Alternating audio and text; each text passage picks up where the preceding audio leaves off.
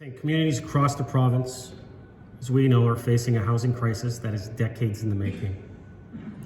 Urgent action is needed to increase access to a diversity of housing options, paramount of which is the need to remove barriers to getting shovels in the ground. The motion before you tonight, Council, speaks to the need to eliminate one of the key process-related barriers to increase the development of new housing, the land use planning appeals process through the Ontario Land Tribunal. As we all are aware, municipal councils are required to create an official plan that meets provincial planning goals, including growth and intensification targets. We are required to demonstrate that our plan, our vision for our community, conforms with the province's overarching planning goals. We are required to get approval for that plan, and we are legislatively required to adhere to that plan.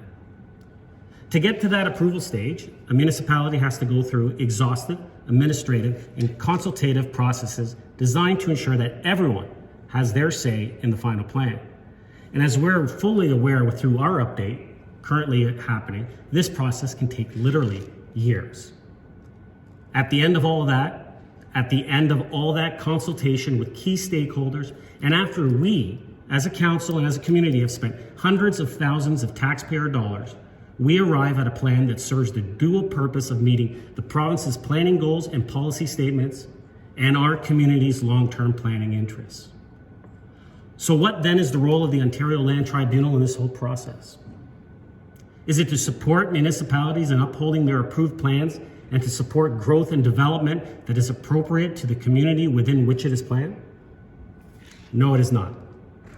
The role of the OLT is to decide whose vision of a community takes precedence by presiding over a process where often the vision of a single applicant with a goal of maximizing profit for a single location has the same weight as that of a municipality's provincially approved overarching community plan. Does our OP meet growth targets? Yes, it does. Does our OP meet intensification targets? Yes, it does. Does our OP have zoning that fosters diverse housing options? Yes, it does.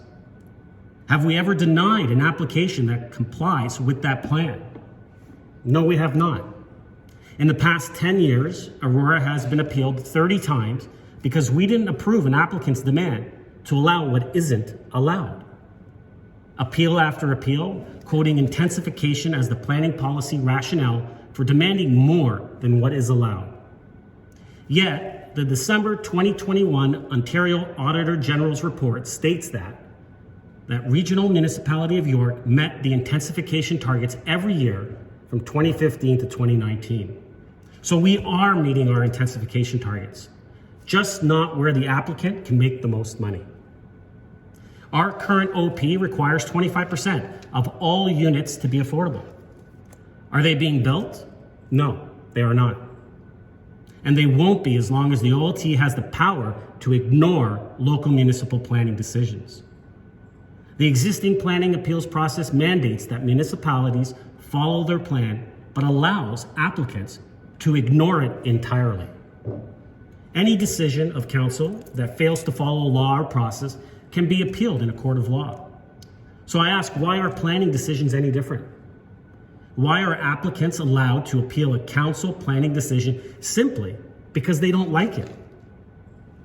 So at the end of the day, we have to ask ourselves, do we as a council, a corporation, and a community agree that we should have the authority to uphold our community vision as expressed in our official plan, that we should have the final say in whether to grant or deny an application that seeks to change that vision?